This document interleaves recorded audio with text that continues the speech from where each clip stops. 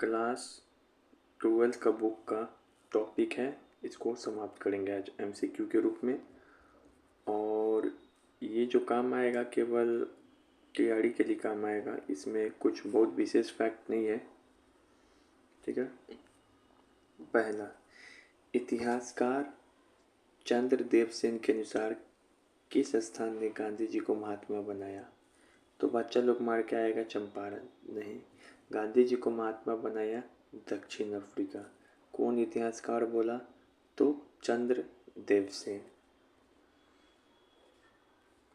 BHU में इनको आमंत्रित भी हुआ था अफ्रीका के कार्य पर। गांधी अफ्रीका से कब आए? अफ्रीका कब गए थे? 1893। अफ्रीका से कब आए? तो कितने साल अफ्रीका में रहे? अफ्रीका से 1915 में। तो कितने साल अफ्रीका में रहे? तो शुभ 21 साल। महात्मा गांधी अफ्रीका क्यों गए थे? तो एक व्यापारी कानून का मामला सुलझाने के लिए, वकील के रूप में। दक्षिण अफ्रीका के किस रेलवे स्टेशन पर गांधी को ट्रेन से बाहर फेंक दिया गया?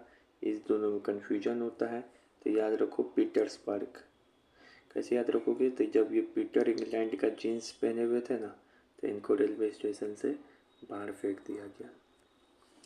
बनारस हिंदू विश्वविद्यालय के उद्घाटन समारोह में निम्नलिखित में से कौन उपस्थित था? केवल भारत के गरीब किसान और मजदूर? नहीं, राजा, दानदाता, कांग्रेस के नेता जैसे एनी बेसेंट। ये बीएचयू के सम्मेलन में ये लोग सम्मिलित थे, लेकिन गांधी ने चिंता जताया कि ये लोग सम्मिलित नहीं है वहाँ पे। न गरीब किसान था सम्मिलित वहाँ पे, न मजदूर। गांधी के अनुसार भारत के लिए स्वशासन का कब तक कोई अर्थ नहीं है, जब तक कि उसमें किसान और कामगारों और उन श्रम का भागीदारी न हो। जालियांवाला बाग हत्याकांड कब हुआ था? तो जालियांवाला बाग हत्याकांड हुआ था अप्रैल फूल, मार्च नहीं, अप्रैल फूल।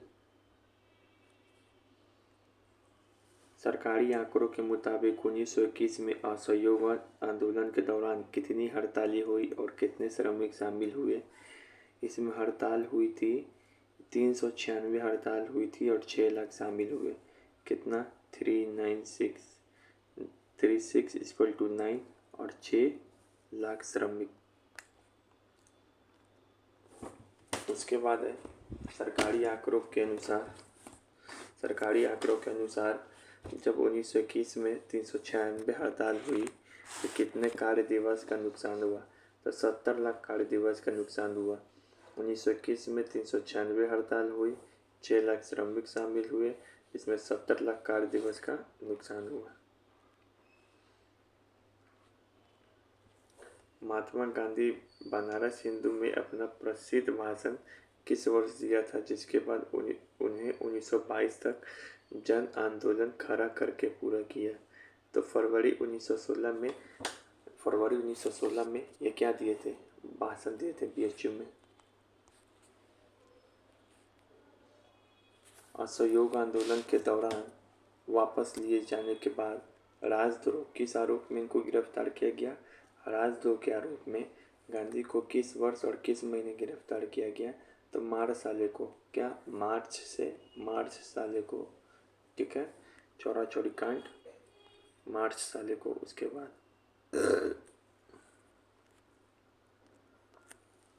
मार्च 1922 में गांधी की जांच की कार्रवाई और सजा सुनाने वाले ब्रिटिश जज का नाम क्या था? तो ब्रूमफील्ड था। किस आरोप में इनको गिरफ्तार किया गया? मार्च 1922 में। मार्च 1922 में इनको गिरफ्तार किया गया किस आरोप में? तो राजद्रोह के आरोप में। गांधी जी के मामले की जांच करने वाले जज ब्रूमफील्ड ने उन्हें कितने वर्षों की सजा सुनाई? 6 वर्ष, लेकिन 2 वर्ष बाद निकल गए। इनको सजा कब मिला था? तो 22 मार्च। कितने कार्य दिवस का? 70 लाख। अब यहाँ पे कथन, गांधी जी द्वारा चरखा और सूत की कटाई को प्रोत्साहन देने के लिए सामाजिक आर्थिक निहितार्थ के संदर्भ में निम्नलिखित कथनों का विश्लेषण कीजिए। सूत कटाई का कार्य केवल आर्थिक स्वावलंबन का साधन था, इसका कोई सामाजिक महत्व नहीं था। गलत है। सूत कटाई आर्थिक भी था और सामाजिक भी था। चरखे के माध्यम से गांधी जी की जो पारंपरिक जाति व्यवस्था है और मानसिक श्रम के बीच की अस्थायी दीवार को पाटना चाहते थे। ये लाइन एकदम सही है। जो जाति व्यवस्था है इसको समाप्त हो, ये लाइन सही है। गांधी जी मशीनों का उपयोग इस हद तक विरोध थे कि वे पहियों जैसी बुनियादी मशीनरी को भी समाज के लिए अनुपयोगी मानते थे। बिल्कुल मशीनरी के खिलाफ थे।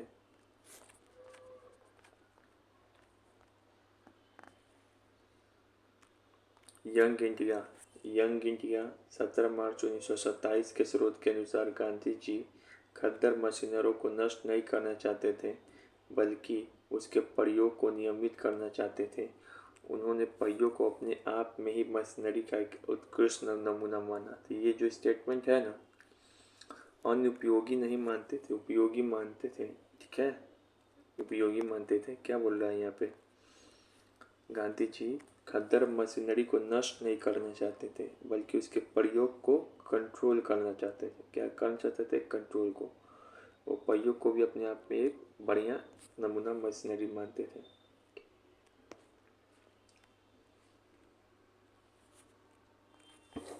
महात्मा गांधी के वस्त्रों और जीवन शैली के चयन के संदर्भ में निम्नलिखित कथनों पर विचार कीजिए। दक्षिण भारत की यात्रा के बाद उन्होंने राष्ट्रवादियों की पारंपरिक बदंगला और पश्चिमी औपचारिक शैली को पूरी तरीके से अपना लिया। गलत है। दक्षिण भारत जब यात्रा की है साउथ में, तो वो राष्ट्रवादी को बंद गला और पश्चिमी औपचारिक शैली को पूरी तरह अपना लिए नहीं। उनका नया रूप तपस्या और संयम का प्रतीक था, जिसे उपभोक्तावादी संस्कृति के प्रति उत्तर के रूप में देख सकते हैं। आम जनता के साथ तादात्म्य स्थापित करने के लिए उन्होंने न केवल वैसे वस्त्र पहने, बल्कि उनकी भाषा को भी अपनाया। तीसरा तो सही लग रहा है, दूसरा भी सही है।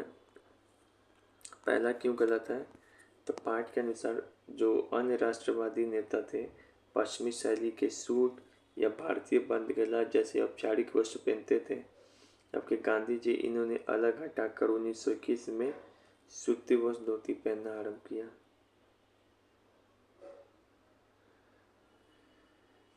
गांधी जी ने इनसे अलग हटकर 1921 में, कब? शुभ 1921 में अहमदाबाद वाला अधिवेशन याद आ रहा है, यहाँ से वो धोती पहनना शुरू किया। और तीसरा क्यों सत्य है? गांधी जी जन समूह से अलग नहीं होते। ठीक है। यंग इंडिया 13 नवंबर 1924 में लिखते हैं कि मशीनरी के प्रति गांधी जी की मुख्य आपत्ति क्या थी? वे सभी प्रकार के आधुनिक तकनीक के विरोधी थे। ऐसा नहीं है। सभी प्रकार के आधुनिक तकनीक के विरोधी क्यों होगी? उतना बेवकूफ़ थोड़ी है। उन्होंने केवल विदेशी मशीनों से आपत्ति थी, ऐसा कुछ नहीं है। उन्हें श्रम बचाने वाली उस मशीनरी से आपत्ति थी जो लोगों को बेरोजगार और भूखा बना रही है, जो लोगों को बेरोजगार और भूखा बना रही है और कुछ लोगों के हाथ में धन का संकेंद्रण कर रही है।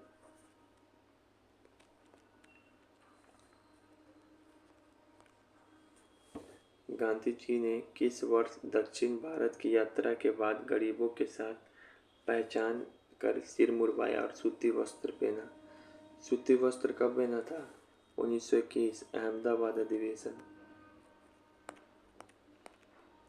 गद्यांश के अनुसार सूत कटाई के कार्य गांधी को किस सामाजिक दीवार को तोड़ने में मदद की? तो सूत कटाई मानसिक श्रम और शारीरिक श्रम की दीवार।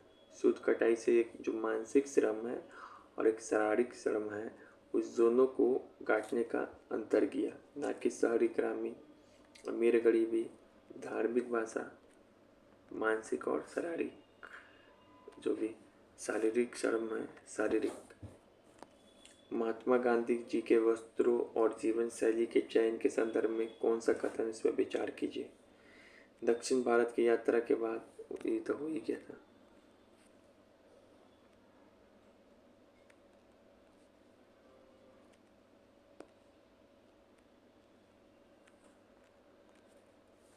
गांधी के राष्ट्रवाद, चरखे के प्रतीकवाद और आर्थिक दर्शन पर विचार कीजिए।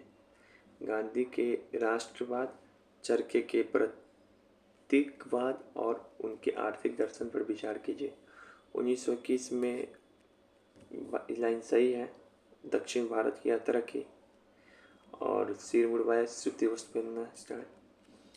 अन्य राष्ट्रवादी नेता जैसे अन्य राष्ट्रवादी नेता सूट या बंदगला पहनने के विपरीत गांधी जी की वस्त्र शैली, उन्होंने सामान पहना, ये भी सही है। गांधी जी मशीनरी के घोर आलोचक थे क्योंकि उनका मानना था कि आधुनिक युग में मशीन मानव को गुलाम बनाकर श्रम को हटा देगी, ये भी सही थे।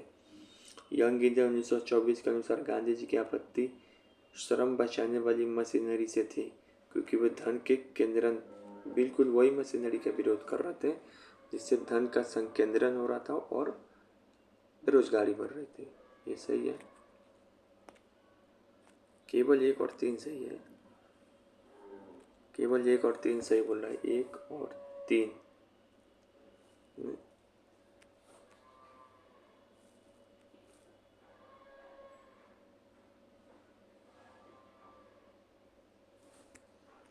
वो दोनों क्यों सही नहीं है?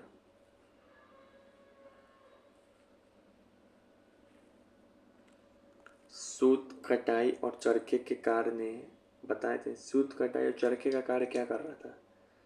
जो है पारंपरिक जाति व्यवस्था में मानसिक और शारीरिक श्रम को तोड़ने में मदद की थी, ना कि मजबूत करने में। देखो ये लाइन है, ये जो है इसमें छोटा हिडन पॉइंट यही है कि जाति व्यवस्था में जो मानसिक है और शारीरिक श्रम है उसके बीच दीवार मजबूत किया, नहीं तोड़ने का काम किया, तो ये गलत है। चौथा क्यों गलत है?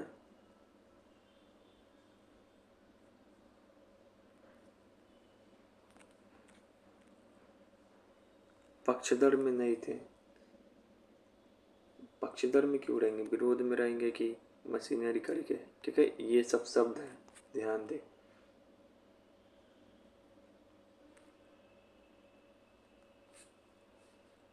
ठीक है, में लिखा हुआ भी है। गांधी जी को मशीनरी से नहीं बल्कि मशीनरी के प्रति अंधशनक क्रेज से आपत्ति थी जो बड़े पैमाने पर लोगों को बेरोजगार करती थी, और वह स्पष्ट रूप से खद्दर मशीनरी को नष्ट नहीं करना चाहते थे, खद्दर मशीनरी को, बल्कि यह इसके प्रयोग को कंट्रोल करना चाहते थे। पहिया स्वयं मशीनरी का एक, पहिया को बोले कि ये तो स्वयं मशीनरी का एक बहुत बड़ा उदाहरण है, उत्कृष्ट नमूना है। पाठ के अनुसार गांधी जी की आलोचना करने वाले गांव वालों के साथ क्या अफवाह फैली थी? तो उनका गांव रहस्यमयी रूप से गायब हो जाएगा, यह फसल नष्ट हो जाएगा। एक ये पाठ में बताया गया कि अफवाह फैली थी कि गांधी जी का विरोध करने वाला जो भी गांव होगा उसका गांव अचानक गायब हो जाएगा और फसल गायब हो जाएगा।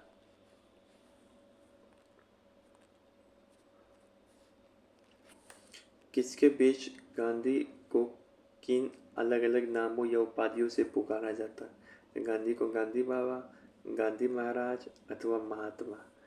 गांधी बाबा, गांधी महाराज अथवा महात्मा।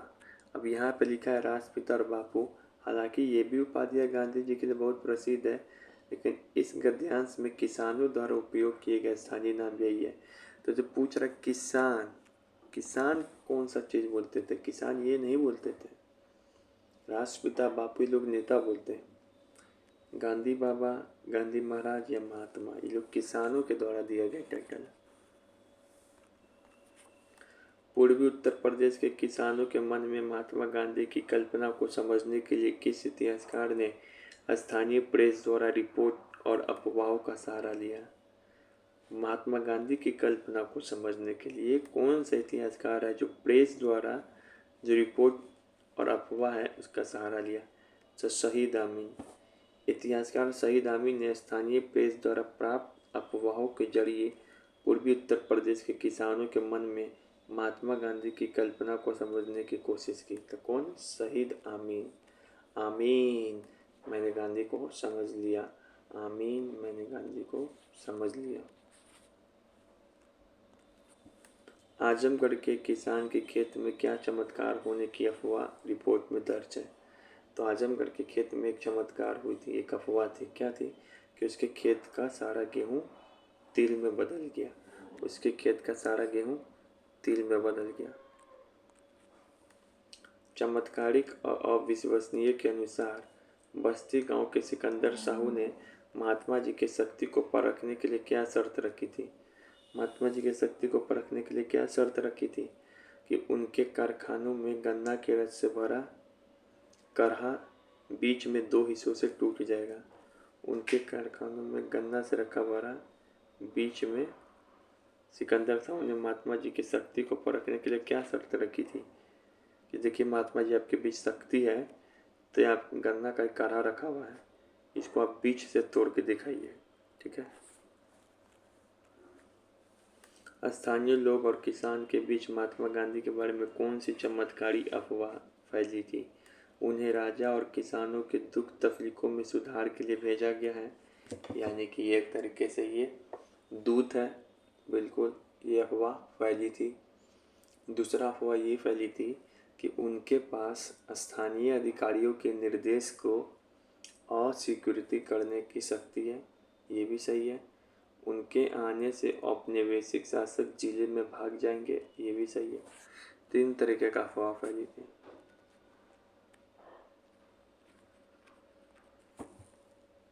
गांधी जी का विरोध करने वाले लोगों के बारे में क्या अफवाह थी। जो भी गांधी जी का विरोध करता था उसके बारे में अफवाह भी थी कि वे किसी न किसी रहस्यमयी त्रासदी या नुकसान के शिकार हो जाएंगे। जैसे उनके गांव खत्म हो जाएंगे, घर खत्म हो जाएंगे, अनाज खत्म हो जाएगा। जैसे जुआ खेलने वाले व्यक्ति को की बकरी को कुत्ता द्वारा काटना, या शराब पीने वाले को रोरों की बारिश होना, ऐसा था।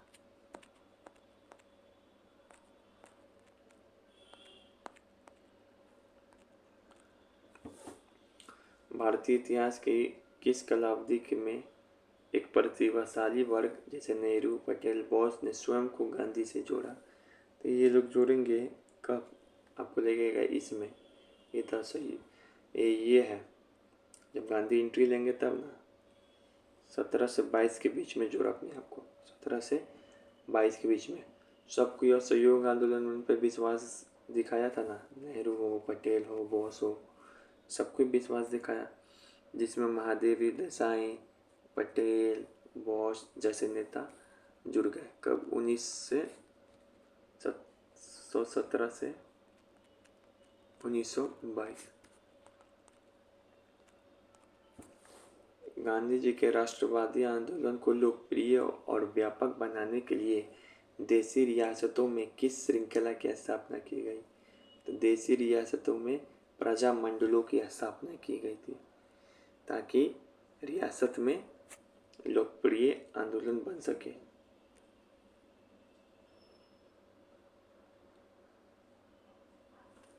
अब यहाँ पर देखिए, निम्नलिखित गद्यांश के संदर्भ में गांधी जी के जन आंदोलन और उनके अनुयायियों की भूमिका के संबंध में कथनों पर आप विचार कीजिए।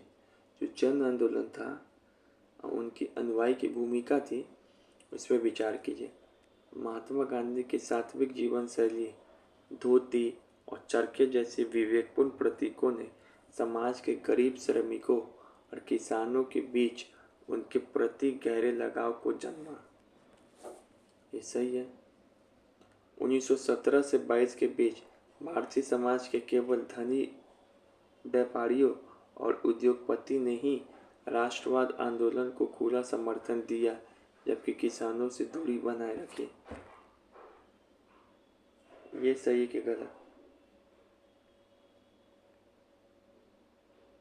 दूरी कैसे बना लेंगे राष्ट्रवाद से, लग रहा गलत है। गांधीवादी राष्ट्रवाद की विकास पूरी तरह स्वयं गांधी जी की व्यक्तिगत भूमिका पर निर्भर थी। इसमें उनके अनुयायियों का कोई योगदान नहीं। गलत है, सबकी योगदान होगी। रजवाड़ों में राष्ट्रवाद को बढ़ावा देने के लिए प्रजा मंडल की स्थापना, ये सही है। 1/4 सही है।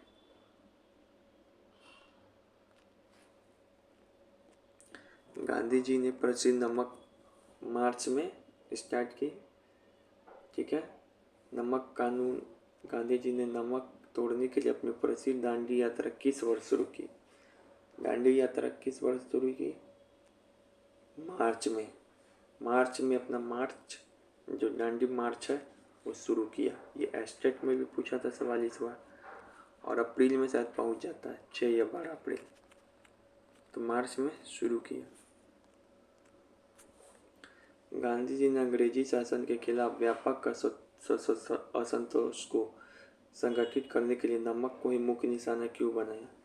क्योंकि प्रत्येक भारतीय घर में नमक का प्रयोग अनिवार्य था और इस पर राज का एकाधिकार बेहद अलोकप्रिय था।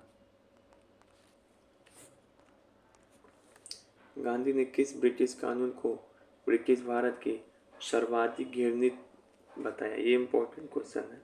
आपको लगेगा रॉलेट एक्ट, देखो पहला ही ऑप्शन दिया हुआ, सर्वाधिक घृणित, ये नहीं, नमक कानून। किसको? नमक कानून को। नमक हराम है साला, नमक हराम है साला, इसका कर सकते हो, नमक हराम है साला।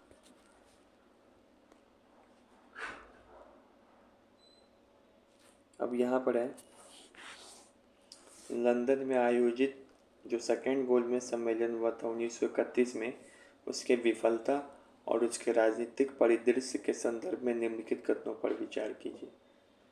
द्वितीय गोलमेज सम्मेलन में गांधी ने राष्ट्रीय कांग्रेस का नेतृत्व करते हुए दावा किया कि उनकी पार्टी संपूर्ण भारत का रिप्रेजेंटेटिव है। ये सही है कि गलत? तो ये बिल्कुल सही है, ये बिल्कुल सही है कि गांधी बोले कि हम ही पूरे भारत का रिप्रेजेंटेशन कर रहे हैं। तीसरा स्टेटमेंट आते हैं, तेज तर्रार वकील और विचारक B.R. अम्बेडकर ने निचली जातियों की ओर से गांधी जी के दावों का पुरजोर विरोध किया। बिल्कुल, इसका कंट्राडिक्शन इसमें मिलता है। ये बोला कि पूरे भारत का रिप्रेजेंटेशन हम कर रहे हैं, जबकि ये बोला कि पूरे भारत का तुम नहीं कर रहे हो, दलित का तो हम कर रहे हैं। तो ये दोनों कंट्राडिक्शन है और ये दोनों सही है। ठीक है, ये बोला हम पूरे भारत का कर रहे हैं, ये बोला कि हम पूरे भारत का तुम नहीं कर रहे हो, दलित जाति का तो हम कर रहे हैं। फिर आते इस पे, गांधी जी इस दावों को चुनौती देते हुए मुस्लिम लीग ने तर्क दिया। गांधी जी को एक दावा है, इसको चुनौती देते हुए मुस्लिम लीग ने यह तर्क दिया कि केवल मुस्लिम बहुल प्रांत के राजे रजवाड़े के हितों की रक्षा करती है।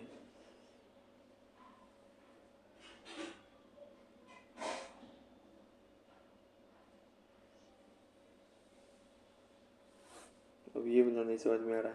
इस सम्मेलन की पूर्ण विफलता के बाद, भारत से लौटने के बाद गांधी ने विलिंगडन, किससे मिला? विलिंगडन से मिला था क्या?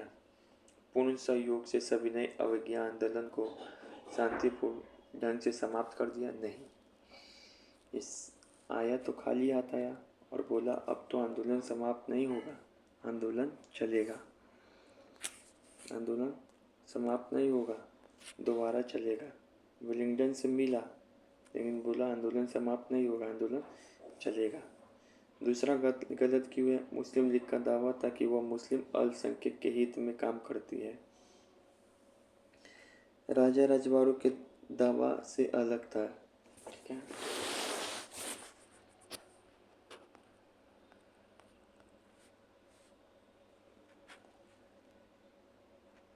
अब यहाँ देखो, यहाँ स्टेटमेंट पे क्या बोल रहा,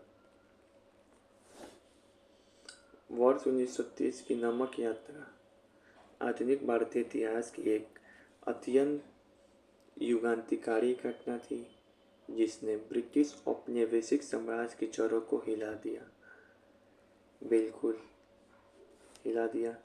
यह पहली ऐसी राष्ट्रवादी गतिविधियां थी जिसमें महिलाओं ने स्वतः स्फूर्त और व्यापक स्तर पर भाग लिया। इसी आंदोलन के कारण अंग्रेजों ने पहली बार यह गंभीर एहसास हुआ कि उनका राज अब बहुत दिन तक टिकने वाला नहीं है। ये भी सही है, कथन कारण का भी एक्सप्लेनेशन है।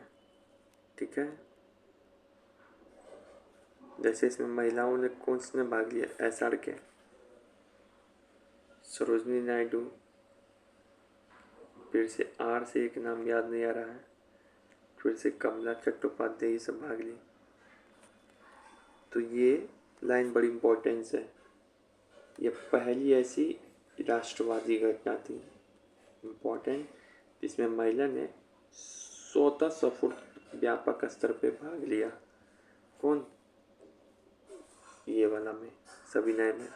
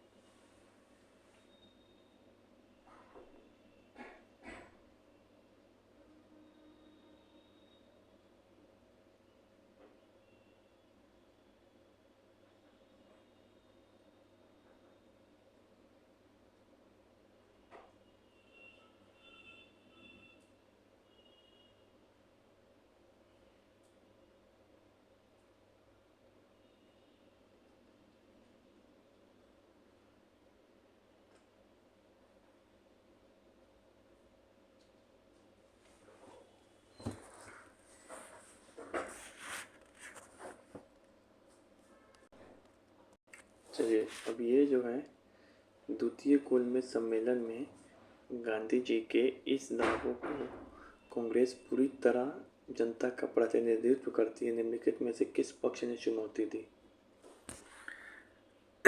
देखो, गांधी जी बोले थे सेकेंड गोलमेज सम्मेलन में कि कांग्रेस ही पूरी भारत का रिप्रेजेंटेशन है, लेकिन इसको चुनौती मुस्लिम लीग ने भी दिया, राजे रजवाड़े ने भी दिया अंबेडकर ने भी दिया।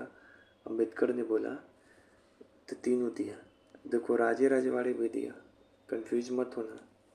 कैसे दिया अब बताते हैं।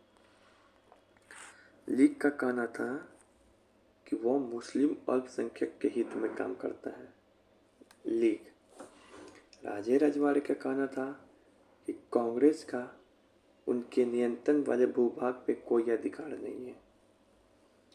कांग्रेस का राजे रजवाड़े पे कोई अधिकार नहीं है, ये भी दिया था चुनौती। अंबेडकर का कहना था कि हम निचली जाति का रिप्रेजेंटेशन है। तो ये बहुत यूनिक क्वेश्चन है, कोई भी एग्जाम में पूछ सकता है। ये तीनों तुमको चुनौती दिया था। गोलमेज सम्मेलन के दौरान दलित वर्गों के लिए पृथक निर्वाचन का प्रस्ताव के खिलाफ गांधी का मुख्य तर्क क्या था? मुख्य तर्क यही था कि इसमें अस्पृश्यतों अछूतों की गुलामी की अस्थायी रूप से बनी रहेगी और उनके प्रति कलंक का भाव मजबूत होगा। पृथक निर्वाचन पर गांधी क्या बोले थे? पृथक निर्वाचन पर यही बोले थे कि अछूतों की गुलामी अस्थायी रूप से बनी रहेगी और उनके प्रति कलंक का भाव रहेगा। अगर तुम किसी को सेपरेट कर दोगे तो जिंदगी भर इसको तुम सेपरेट ही समझोगे, अछूत ही समझोगे, ये बात है।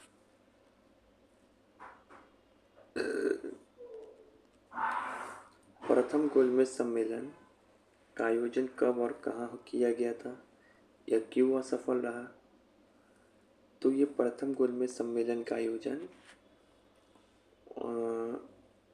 1930 में नवंबर लंदन में, क्योंकि कांग्रेस शामिल नहीं हुआ, असफल हो गया।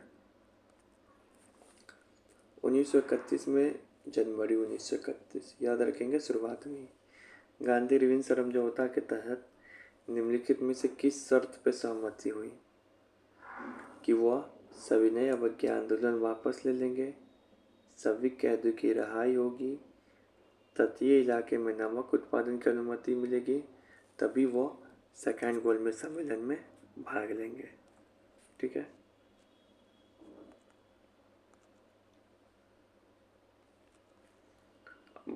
दांडी यात्रा मार्च में शुरू हुई है, मार्च। इसके बारे में विचार कीजिए। अब पहला राष्ट्रवादी गतिविधि था जिसमें महिला ने बढ़ चढ़ कर हिस्सा लिया। बिल्कुल। इस यात्रा के कारण ही गांधी को पहली बार यूरोप में अमेरिकी प्रेस में व्यापक कवरेज मिला। धर्षणा कांड याद है। कमला देवी चट्टोपाध्याय ने गांधी जी के आंदोलनों को केवल पुरुष तक सीमित रखने के लिए राजी किया था। गलत बोली थी, महिलाओं को भी शामिल कीजिए। तो ये सही है।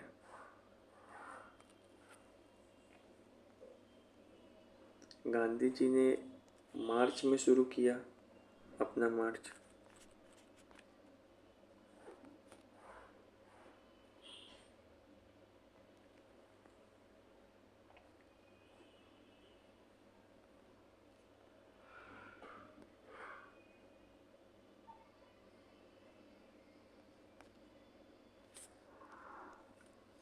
किस महिला कार्यकर्ता ने गांधी के आंदोलन को केवल पुरुष तक सीमित न रखने को लेकर महिलाओं को भी शामिल रखने का मांग किया? अब यहाँ पे ये सब ऑप्शन दिया है। कमला देवी चट्टोपाध्याय होगी, सरोजनी नहीं, सरोजनी नायडू नहीं, सरोजनी नायडू नहीं, कमला देवी। कमला ऑप्टिकल बोला।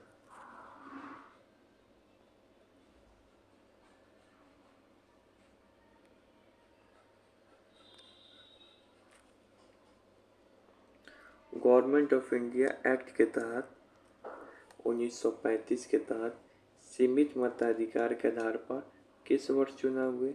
1937 में, 2 साल बाद सीमित मताधिकार पे चुनाव।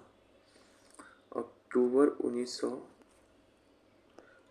1939 में कांग्रेस मंत्रिमंडल ने इस्तीफा दे दिया था, याद है ना? दुर्गा पूजा के समय 1939 में। क्यों? क्योंकि ब्रिटिश सरकार ने भारत को युद्ध के बाद स्वतंत्रता देने के प्रस्ताव को खारिज कर दिया। युद्ध के बाद ये सितंबर 1940 में जब सेकेंड वर्ल्ड वॉर शुरू हो रहा था तो गांधी और नेहरू ने हिटलर का विरोध किया। उन्होंने फैसला लिया कि अगर अंग्रेज युद्ध समाप्त होने के बाद भारत को आज़ादी देने का वादा करे तो कांग्रेस युद्ध में सहायता कर सकती है। सरकार द्वारा इस प्रस्ताव को खारिज करने के विरोध में कांग्रेस ने त्याग दे दिया।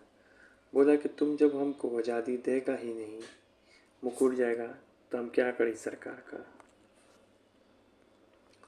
1935 के तहत 11 प्रांतों में चुनाव हुआ, उसमें से कांग्रेस 8 प्रांतों में जीता। अक्टूबर 1900 तो हो ही गया।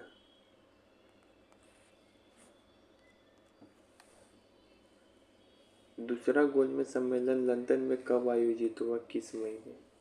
पहला तो नवंबर 1930, दूसरा भी नवंबर 1931। ठीक है, एक बार यहाँ देख ही ले रहे हैं। देखो एनसीईआरटी में दिया हुआ डेट सब, तो इसी का देख लो तीनों का। 12 नवंबर 1930 से 19 जनवरी 1931। ये सितंबर में हुआ था दूसरा वाला, दिसंबर तक चला। फिर ये नवंबर में हुआ, दिसंबर तक चला, यानी कि NSN, नवंबर सितंबर दिसंबर। उसके बाद 30, 31, 32 याद रहेगा बिल्कुल।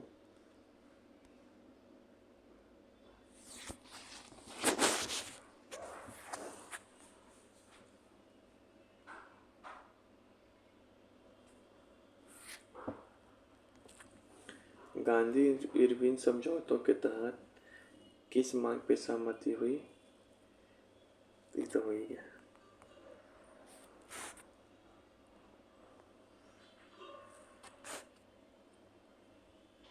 1939 में महात्मा गांधी और राजेंद्र प्रसाद की वायसराय लॉर्ड लिथगो के साथ बैठक का मुख्य उद्देश्य क्या था? अक्टूबर 1939 में महात्मा गांधी और राजेंद्र प्रसाद की लॉर्ड लिथगो के साथ बैठक हुई थी ना, हुई थी कि नहीं हुई थी? इसका उद्देश्य क्या था? युद्ध में भारत की हिस्सेदारी के स्वरूप पर चर्चा करना। 13 अक्टूबर 1939 को कब बैठक हुई, ये भी याद रखो। 13 अक्टूबर 1939 को बैठक हुई कि सेकेंड वर्ल्ड वॉर में भारत का जो हिस्सेदारी है उसका स्वरूप क्या है। लेकिन इस पर वार्ता टूट गया, इसके बाद ही इस्तीफा दे दिया। पहले तो चर्चा हुई, चर्चा नहीं बन पाया बात तो इस्तीफा। कौन कौन किया था? राजेंद्र बाबू गए थे बात करने गांधी के साथ, ले लेते हो।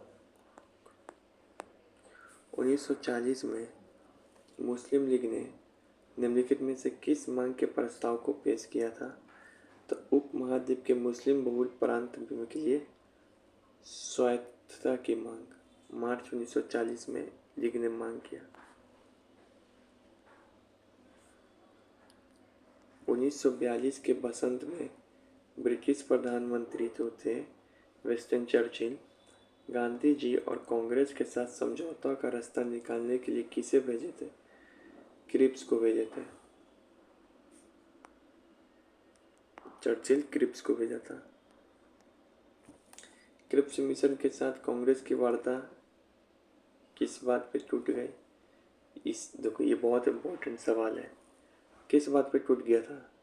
कि जो वायसराय की कार्यकारिणी परिषद है ना, उसमें किसी भारतीय को रक्षा सदस्य के रूप में नियुक्त नहीं किया जाएगा। भाई युद्ध की बात हो रही है अभी।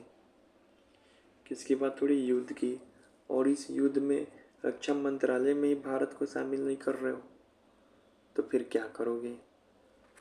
अब तो बात टूटेगा ही।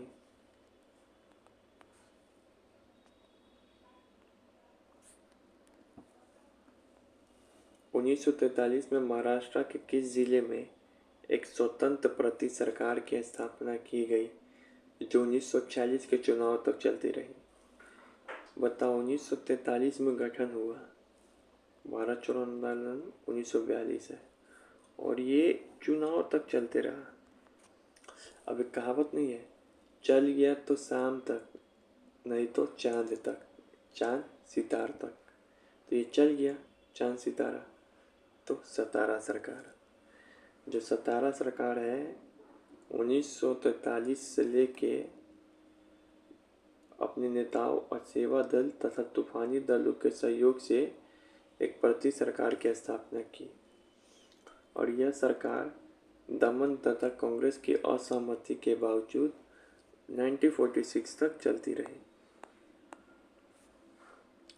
अब यहाँ पे जो सतारा में गठित हुई सरकार कब? 1943।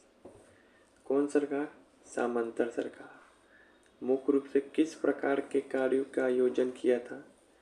तो जन आंदोलन का आयोजन और रचनात्मक कार्य, पीपुल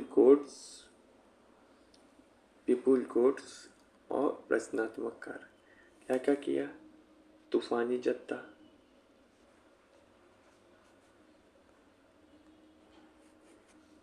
फिर से पीपुल कोड्स, जन अदालत, फिर से इसको कुंभी किसान का भी सहयोग मिला। याद रहेगा बिल्कुल। तो क्या क्या काम किए थे? ये जन अदालत का आयोजन, रचनात्मक कार्य।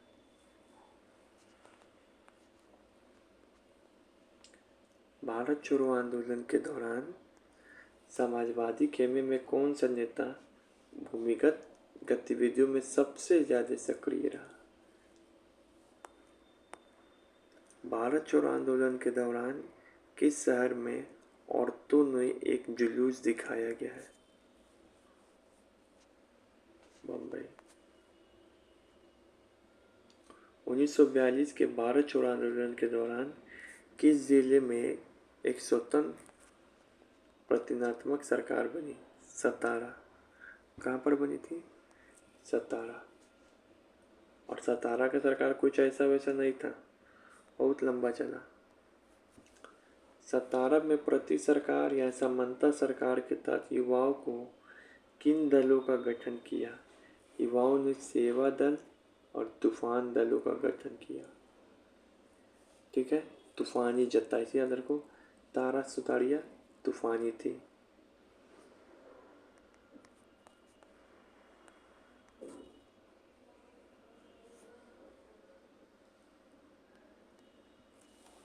अक्टूबर 1939 में महात्मा गांधी, इस सब का तो बैठक टूट गया। कैबिनेट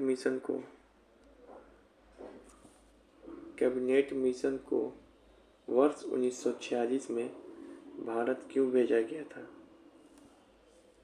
इसका भेजा गया था बी, कांग्रेस और मुस्लिम लीग को एक ऐसी संघीय व्यवस्था पर राजी करे जिनमें प्रांतों को स्वायत्तता दी जा सके। मतलब इसी मिशन पर भेजा गया था कि एक संघीय व्यवस्था के लिए आप राजी करवाइए जिसमें जो प्रांत है वो स्वतंत्र हो सके। तो 1946 की गर्मियों में कैबिनेट मिशन भारत आया।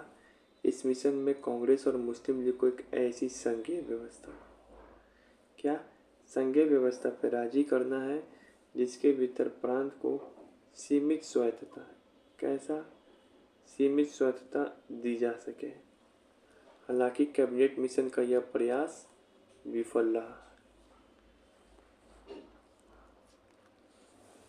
संविधान सभा की बैठक शुरू होने पर किसने गांधी को राष्ट्रपिता बोला? तो संविधान सभा के अध्यक्ष ने ही राष्ट्रपिता बोला। ठीक है, याद रखेगा बीबीआई। देखो आप सुभाष बाबू का नाम नहीं याद है ना।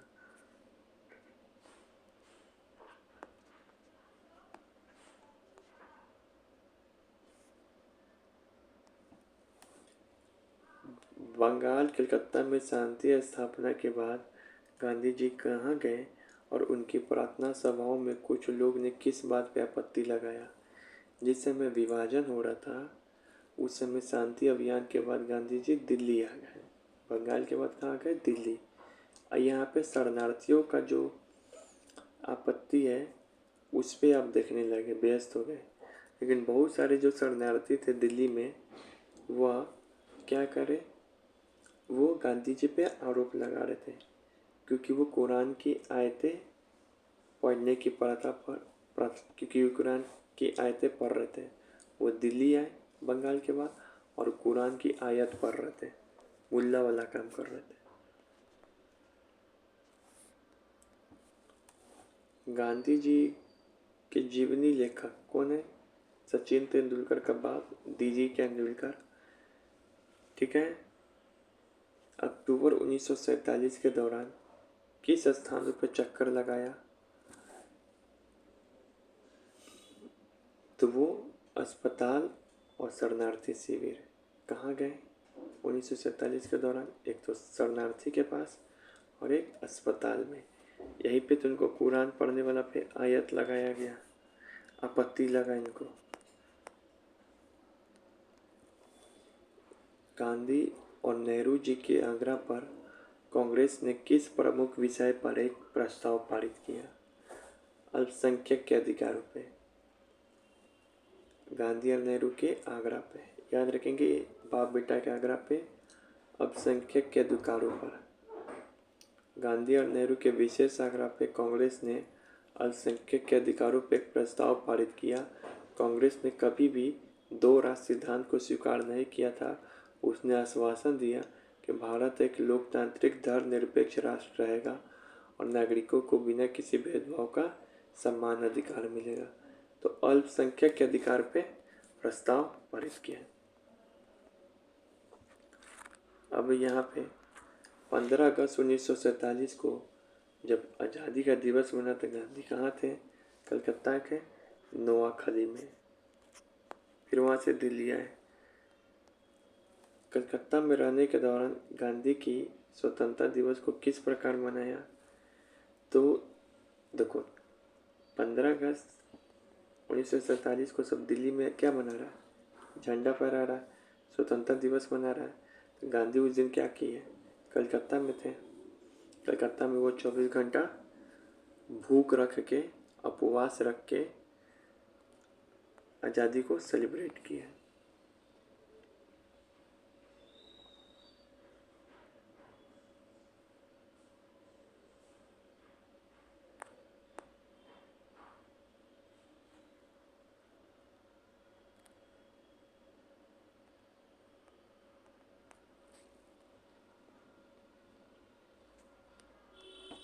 कैबिनेट मिशन 1940 भारत क्यों आया था? संघीय व्यवस्था पर राजी करने के लिए। मुस्लिम लीग 16 अगस्त 1940 को डायरेक्ट एक्शन डे मनाने का फैसला लिया। 16 अगस्त 1940 से पूछा हुआ भी है, कब डायरेक्ट एक्शन डे मनाने का फैसला लिया? 16 अगस्त 1946। लॉर्ड लिंगो के साथ बैठक के बाद कांग्रेस मंत्रिमंडल ने क्यों इस्तीफा दे दिया? पहली बात तो ये बैठक हुआ कब था? 13 अक्टूबर 1939। एक तरफ थे गांधी बाबा, एक तरफ थे राजेंद्र बाबा, दूसरे तरफ थे लॉर्ड लिंलिथगो थे। लेकिन युद्ध में भारत की हिस्सेदारी के स्वरूप को लेकर चर्चा टूट गई। 1940 में मुस्लिम लीग ने उपमहाद्वीप में मुस्लिम बहुल मत इलाकों के लिए किस चीज़ का प्रस्ताव पेश किया? तो मुस्लिम लीग ने मार्च 1940 में एक प्रस्ताव पेश किया जो मुस्लिम उपमहाद्वीप है उसके लिए ऑटोनॉमी का। किसका? ऑटोनॉमी का। पूर्ण स्वतंत्रता नहीं, नया संविधान विभाजन का नहीं, ऑटोनॉमी का किया। ये भी बहुत बढ़िया क्वेश्चन है, आदमी फंस सकता है इसमें। ऑटोनॉमी का, स्वायत्तता का।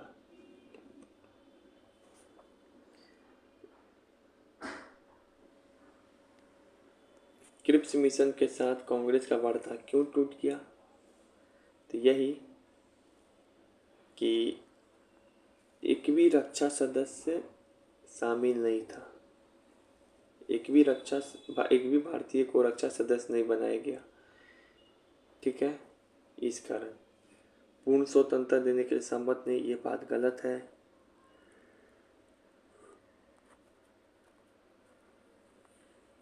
ठीक है, और क्रिप्स इस पे बात टूट गया, लिथिगो से इस पर बात टूट गया था। युद्ध में भारत की हिस्सेदारी का स्वरूप क्या है? तो कोई बहुत अच्छा क्वेश्चन है ये क्रिप्स वाला, कमजोर नहीं समझना। एक युद्ध की बात हो रही है कि भी रक्षा सदस्य की बात नहीं हो रही है भारतीयों का, अभी पूर्ण स्वतंत्रता वाली बात नहीं है।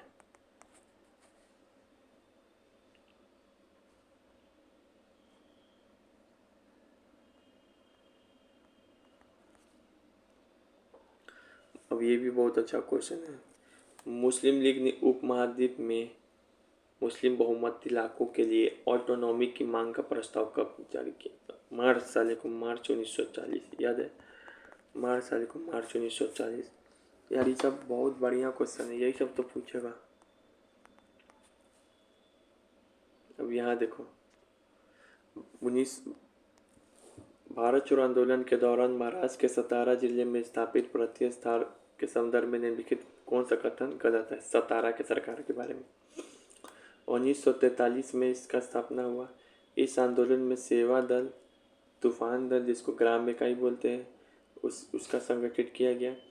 सतारा प्रति सरकार ने मुख्य रूप से केवल जन अदालतों का आयोजन और रचनात्मक कार्य पर ध्यान केंद्रित किया, जबकि कुनवी किसानों का इसका समर्थन प्राप्त नहीं था। गलती, इसको जन अदालत भी लगाया, विपुल कोर्ट, रचनात्मक कार्य भी किया, इनको कुनवी किसान का भी समर्थन प्राप्त था। और ये कांग्रेस के दमनकारी नीति के बावजूद 1946 तक चलती रही। ठीक है, तो ये सभी पॉइंट में से केवल पॉइंट ऐसे सभी सही है, केवल ये लाइन गलत है। समर्थन कुनवी किसानों का भी था सतारा को। देखो सतारा के बारे में लिखा हुआ है। 19वीं सदी के आखिर में जाति व्यवस्था और जमींदारी व्यवस्था के खिलाफ महाराष्ट्र में गैर ब्राह्मण आंदोलन विकसित हो चुका था। इस आंदोलन ने 1930 के दशक तक राष्ट्रवादी आंदोलन के साथ संबंध स्थापित कर दिया था। 1943 के सतारा जिले के कुछ युवा नेता, सेवा दल, तूफान दल, ये सब डीज कुनबी किसान दबदबा चल रहा था। अब ये है 1946 में प्रांतीय चुनाव हुआ था, बिल्कुल, और कैबिनेट मिशन के संदर्भ पर विचार कीजिए। 1946 में प्रांतीय चुनाव में कांग्रेस ने मुस्लिम बहुल आरक्षित सीटों पर पूर्ण बहुमत प्राप्त किया, जिससे राजनीतिक ध्रुवीकरण समाप्त हो गया। गलत, मुस्लिम बहुल प्रांत में पहले जीता था 37 वाला में, 46 में नहीं। दूसरा है 1940 में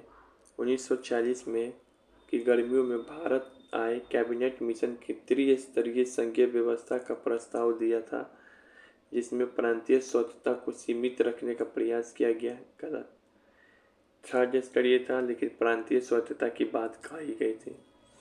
कैबिनेट मिशन वार्ता विफल होने के मुख्य कारण में कांग्रेस और मुस्लिम लीग के बीच संघीय व्यवस्था के भीतर अधिकारों को लेकर मतभेद था। बिल्कुल, ये थर्ड सही है, केवल तीसरा सही है।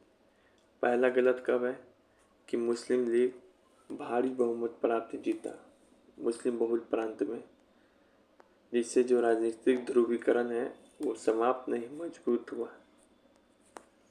कैबिनेट मिशन में भारत में त्रिस्तरीय व्यवस्था को बनाए रखने का प्रयास जरूर किया था, लेकिन इसमें बोला था प्रांत को सीमित शक्ति नहीं, प्रांत को ही ज़्यादा शक्ति दिया जाए, केंद्र को कमज़ोर बनाने की बात कहा गया। कैबिनेट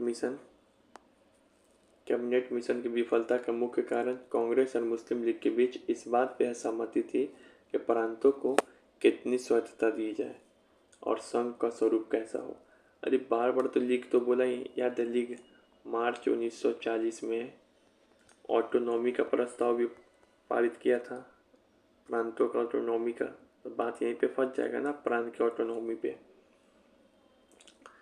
यहाँ पर बोल रहा है डायरेक्ट एक्शन डे पे सवाल है। प्रत्यक्ष कार्रवाई और उसके बाद भड़की सांप्रदायिक हिंसा के संबंध में कौन सा अनुक्रम और विवरण सही है?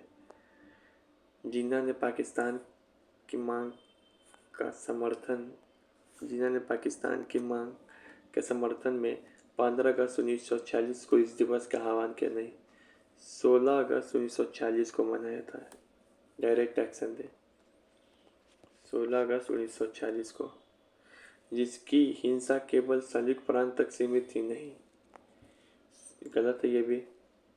ये कलकत्ता से शुरू हुआ, बंगाल, बिहार, पंजाब तक फैल गया था। ये सही है, सी, डायरेक्ट एक्शन डे के संदर्भ में।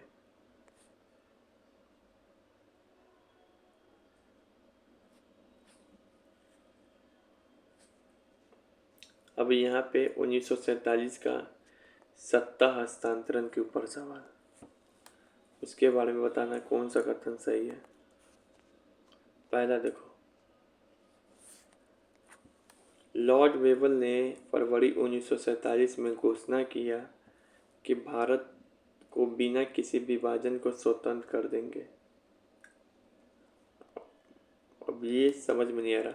माउंटबेटन के वार्ताओं के विफल होने के बाद औपचारिक रूप से ये घोषणा की कि ब्रिटिश भारत को स्वतंत्रता दे दी जाएगी, लेकिन इसका विभाजन भी होगा। इसके लिए 15 अगस्त का दिन नियत हुआ। पहली बात, विभाजन तो होगा, इतना बात तक सही बोला कि स्वतंत्रता के साथ साथ विभाजन भी होगा। माउंटबेटन आखिरी में यही निष्कर्ष निकाला, लेकिन दिन फिक्स नहीं किया था। दिन भी फिक्स कर दिया था। ये लाइन एकदम सही है माउंटबेटन के बारे में, दिन भी फिक्स कर दिया था। स्वतंत्रता दिवस के अवसर पे दिल्ली में संविधान सभा की बैठक में महात्मा गांधी को नेताजी की उपाधि से नवाजा गया। अरे संविधान सभा में क्या बोला गया इनको? राष्ट्रपिता। विभाजन की योजना से खुश होकर गांधी ने दिल्ली की संविधान सभा में मुख्य भाषण दिया। अरे खुश क्यों होंगे, ये अनशन पे बैठे थे। तो ये पहला वाला स्टेटमेंट दिखते हैं क्यों गलत है। पहले तो ये देख लो जो सही है। फरवरी 1947 में वेवल की जगह लॉर्ड माउंटबेटन को वाइसराय नियुक्त किया गया था। वही तो, वेवल कहाँ से आएगा? उन्होंने अंतिम दौर में वार्ताएं की। जब सुलह का कोई गुंजाइश नहीं बचा तो उसने विभाजन के लिए निष्कर्ष निकाला। पहला गलत है, क्योंकि वेवल नहीं, माउंटबेटन ने विभाजन के साथ स्वतंत्रता की घोषणा की थी। ठीक है। तीसरा गलत है, क्योंकि राष्ट्रपिता की उपाधि मिली थी संविधान सभा द्वारा। तो ये जो फरवरी 1947 में घोषणा कर रहा है, वेवल क्यों करेगा? माउंटबेटन न करेगा। लास्ट में तो माउंटबेटन आया था, यही बात है।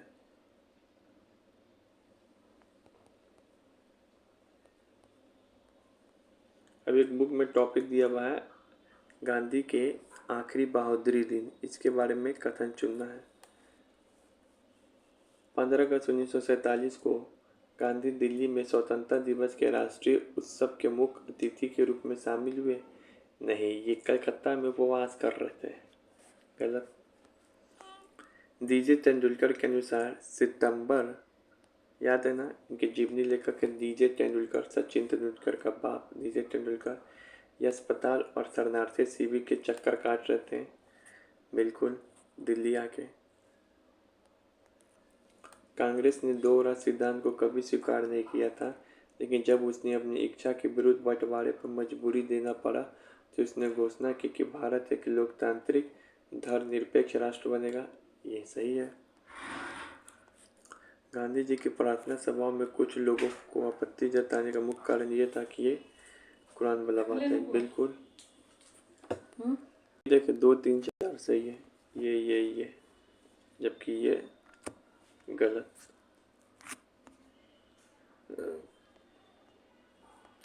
कांग्रेस ने क्या है, कांग्रेस ने दो राज सिद्धांत को कभी स्वीकार नहीं किया था। ये सही है।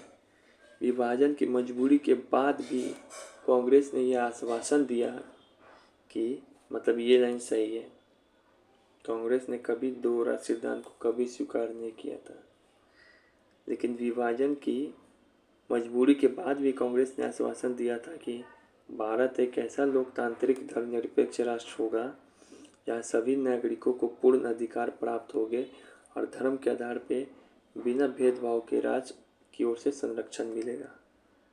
अच्छा, ये लाइन को हम और डिटेल देखो। हमने पूछा यह इसे क्या कांग्रेस कभी भी दो राष्ट्र सिद्धांत को स्वीकार किया था? तो कांग्रेस ने सैद्धांतिक रूप से कभी भी टू नेशन थ्योरी को स्वीकार नहीं किया था। कांग्रेस हमेशा एक अखंड धर्मनिरपेक्ष बहुसांस्कृतिक भारत के पक्षधर में था। विभाजन की मजबूरी उत्पन्न होने के कारण ही इसे स्वीकार किया था। मजबूरी में सैद्धांतिक रूप से कांग्रेस नेताओं ने विशेष रूप से महात्मा गांधी, मौलाना अबुल कलाम आज़ाद ने इस विचार का पुरजोर विरोध किया कि धर्म के आधार पर राष्ट्र का निर्धारण हो सकता है। गांधी जी का मानना था कि इतिहास एक ऐसे धर्मांतरित और उन वंशजों का कोई उदाहरण नहीं है जो अपने मूल वंश से अलग होकर खुद को एक अलग राष्ट्र मानते हैं। ये गांधी जी का स्टेटमेंट है, याद रखना। मौलाना आज़ाद जो है कंपोजिट कल्चर की वकालत करते थे, इसमें हिंदू मुस्लिम मिलकर एक समुदाय बनाए। विभाजन की मजबूरी कांग्रेस ने द्विराज सिद्धांत को नहीं बल्कि तत्कालीन परिस्थिति में जब देश में सांप्रदायिक हिंसा हो रही थी, इस कारण मजबूरी में विभाजन को मानना पड़ा। विद्वानों ने स्वतंत्रता के बाद के महीनों को गांधी जी के जीवन का क्या कहा? गांधी जी के जीवन का क्या कहा? श्रेष्ठतम क्षण। क्या कहा? श्रेष्ठतम क्षण। दिल्ली में गांधी जी की प्रार्थना सभाओं के कुछ लोगों को किस बात पर आपत्ति थी? कुरान की आयतें पढ़ रहे थे।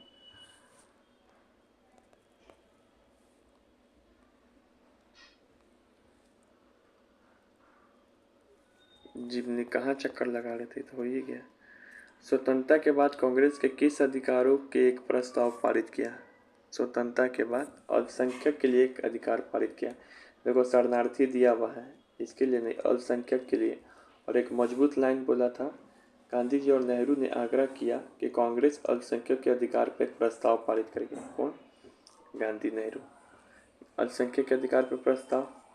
लितिगो से कौन बात किया था? गांधी, राजेंद्र। ठीक है, लितिगो का घर ले गांधी, राजेंद्र। अगस्त 1947 को गांधी कहाँ थे? कलकत्ता थे।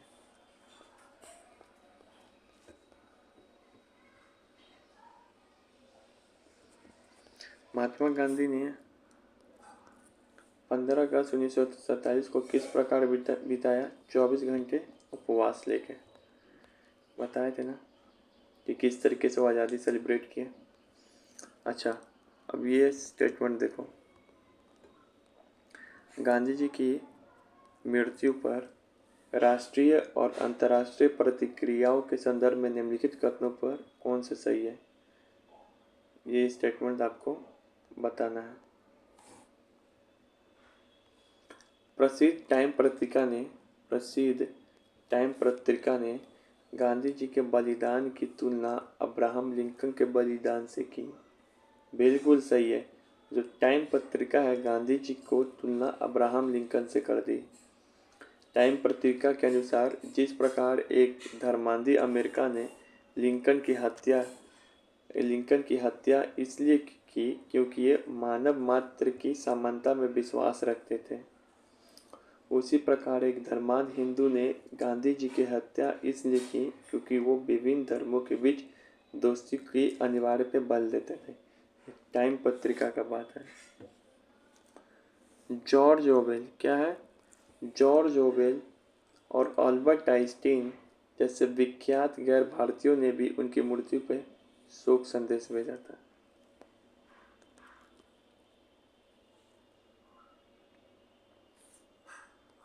ये स्टेटमेंट याद रखो। गांधी जी की शहादत पर वैश्विक प्रतिक्रियाओं के तहत विख्यात पत्रिका टाइम ने उनके बलिदान की तुलना अब्राहम लिंकन की हत्या से की थी, जबकि प्रसिद्ध लेखक जॉर्ज ऑरवेल ने पार्टीशन रिव्यू पत्रिका में उनके लेखन और जीवनी की टिप्पणी की थी। जॉर्ज ऑरवेल, पार्टीशन रिव्यू किसका है? जॉर्ज ऑरवेल का। जॉर्ज ऑरवेल, यहाँ से भी सवाल बन सकता है। पार्टीशन रिव्यू किसकी पुस्तक है? George Orwell. देखो, और कितना पार्टीशन कराएगा, और कितना पार्टीशन कराएगा जॉर्ज ऑरवेल।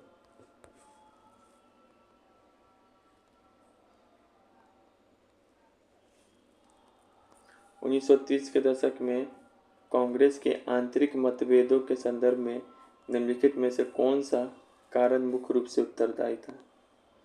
आंतरिक मतभेद में 1930 में तो नेहरू द्वारा कांग्रेस के भीतर वामपंथी और समाजवादी विचारों को आगे बढ़ाना, जिससे रूढ़िवादी दक्षिणीपंथी नेता असहमत थे। ये वाला क्वेश्चन समझ में नहीं आ रहा। 1930 में कांग्रेस के भीतर आंतरिक मतभेद क्या थे, इसी पे सवाल है। तो यही थे, बी वाला स्टेटमेंट है कि नेहरू द्वारा कांग्रेस के भीतर वामपंथी और समाजवादी विचारधारा को आगे बढ़ाना, इससे रूढ़िवादी और दक्षिणपंथी नेता असहमत थे। ये लोग मिलकर कौन विचार बढ़ा रहे हैं? समाजवादी। ऐतिहासिक स्रोत के रूप में निजी पत्रों और सार्वजनिक वक्तव्यों के मूल्यांकन के संदर्भ में विचार कीजिए। चलिए, तो यहाँ पे थे हम लोग। ऐतिहासिक स्रोत के रूप में निजी पत्रों और सार्वजनिक कर्तव्यों के मूल्यांकन के संदर्भ में कथन चुने। कौन सा सही है? निजी पत्र लेखक की शुद्ध व्यक्तिगत और गुप्त भावनाओं को दर्शाते हैं, क्योंकि लिखते समय वो पूर्णतः सुनिश्चित होता है कि वे कभी सार्वजनिक नहीं होंगे। महात्मा गांधी अपने हरिजन नामक समाचार पत्र में उन निजी पत्रों को भी प्रकाशित कर देते थे जो उन्हें विभिन्न लोगों से प्राप्त होते थे। जवाहरलाल नेहरू द्वारा संपादित a bunch of old letter राष्ट्रीय आंदोलन के दौरान लिखे गए केवल निजी और पारिवारिक पत्रों का एक संग्रह है। ये सवाल है निजी और इस पे सार्वजनिक पे। पहला कथन गलत है। यद्यपि निजी पत्र व्यक्तिगत भावनाओं को व्यक्त करते हैं, लेकिन कई बार लिखने वाले को यह आदर्श या भय रहता है कि यह पत्र भविष्य में सार्वजनिक हो सकते हैं, इसलिए वो हमेशा पूरी तरह गुप्त या बिना किसी संकोच के नहीं लिखते। मतलब पर्सनल है, ठीक है, लेकिन कई बार सार्वजनिक भी तो हो सकता है, इसलिए वो पूरी तरह गुप्त नहीं लिखते थे, न बिना किसी संकोच के लिखते थे। दूसरा, गांधी को देश और दुनिया से जो भी पत्र मिलते थे, उसमें से कई महत्वपूर्ण पत्रों को वो अपने प्रसिद्ध समाचार पत्र हरिजन में भी प्रकाशित कर देते थे, ताकि जनता भी उनके विचारों को जान सके। मतलब बाहर से भी मिल रहा है तो उसको शामिल कर दो। ए बंच ऑफ ओल्ड लेटर्स में पारिवारिक पत्र नहीं था, बल्कि यह राष्ट्रीय आंदोलन के समय उन प्रमुख वैचारिक और राजनीतिक पत्रों का संकलन है जो नेहरू अन्य नेताओं के बीच हुए संवाद को दर्शाते हैं। तो पारिवारिक नहीं था, राजनीतिक पत्र का संकलन है। ठीक है, अब यहाँ पर है नेहरू और भारतीय समाजवाद के संदर्भ में कथन पर विचार कीजिए। नेहरू 1920 के दशक में समाजवाद के विचारों को गहराई से प्रभावित हुए और उन्होंने 1928 में यूएसएसआर की यात्रा की। तो नेहरू ने यूएसएसआर की स्थापना यात्रा कब की? 1928। याद रहेगा, बीबीआई। तो याद रखे कब यात्रा किया था? 1928 में। ठीक है। कांग्रेस के भीतर सोशलिस्ट पार्टी का गठन कौन किया गया था? आचार्य नरेंद्र देव, जयप्रकाश नारायण और नेहरू ने मिलकर भूमिका निभाई। सही है। 1936 में कांग्रेस द्वारा वामपंथ के विचारों को पूर्णतः अपनाने के बाद कांग्रेस के वर्किंग कमेटी के दक्षिणपंथी नेताओं ने नेहरू के समाजवादी दृष्टिकोण का पुरजोर समर्थन किया। अब इसमें देखते हैं स्टेटमेंट क्या क्या सही है। 1920 के दशक में नेहरू ने समाजवाद के विचार से प्रभावित होने से और जिस समय लीग का स्थापना किया उस समय रूस की यात्रा किया। कब? 1928। याद रहेगा। मोतीलाल नेहरू रिपोर्ट से रूस गया। सोवियत यात्रा से लौटने के बाद उन्होंने आचार्य नरेंद्र देव, जयप्रकाश नारायण जैसे समाजवादी नेता के साथ मिलकर नेहरू समाजवादी खेमों को मौजूद किया। 1936 में जब नेहरू ने कांग्रेस का ध्यान वामपंथी की ओर केंद्रित किया तो राजेंद्र प्रसाद और सरदार पटेल के नेतृत्व में कांग्रेस वर्किंग कमेटी का जो रूढ़िवादी था, जिसको दक्षिणपंथी सदस्य बोलते हैं, वो नेहरू की आलोचना की, ना कि उसका समर्थन किया। ठीक है, उन्होंने महात्मा गांधी के हस्तक्षेप के बाद ही इस्तीफे का फैसला बदला। मतलब कि नेहरू से बमक गया था रूढ़िवादी दक्षिणपंथी सदस्य, जो कि प्रसाद और पटेल था। ठीक है, इसमें मेन पॉइंट ये याद रखना है, रसिया कब गया था? 1928। रिपोर्ट के समय रसिया। फिर यहाँ पे कथन चुनिए। नेहरू द्वारा प्रतिपादित पुस्तक के बंच ऑफ ओल्ड लेटर्स के संदर्भ में कथन पर विचार कीजिए। यह संग्रह नेहरू द्वारा लिखे गए उन पत्रों का संकलन है जो उन्होंने ब्रिटिश सरकार के अधिकारियों को लिखे थे ताकि आज़ादी की शर्तों को तय किया जा सके। क्या ये कथन सही है? नहीं। यह इस पुस्तक के प्रकाशन का मुख्य उद्देश्य नेहरू के नेतृत्व और उनके अहमियत पर ध्यान केंद्रित करना नहीं था, बल्कि उस समय के बहुत सारे मतों को प्रकाशित करना। बिल्कुल, जो भी मत प्रकाशित हो रहे हैं उसको प्रकाशित करना। केवल 2 अब सुनिए explanation. A bunch of old letters में नेहरू को राष्ट्रीय आंदोलन के दौरान विभिन्न लोग जैसे गांधी, अन्य नेताओं द्वारा लिखे गए पुराने पत्रों के एक पुलिंदा संग्रह था, ना कि ब्रिटिश सरकार को लिखे गए।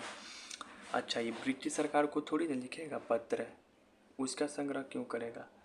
ये तो जो और लोगों से मिला उसका विचार इसमें शामिल है। बात के अंतिम पैराग्राफ में स्पष्ट लिखा है कि बंच ऑफ ओल्ड लेटर्स में नेहरू ने उस समय बहुत सारे मत को प्रकाशित किया था। ठीक है, इन पत्रों के अंशों को आगे पढ़िए। यह संग्रह उस समय के वैचारिक मतभेद के विभिन्न दृष्टिकोण को प्रकाशित करता है। ठीक है ना, बहुत सारे जो मत थे जिससे वो चुन चुन के लिखा था उसको प्रकाशित करता है। ठीक है।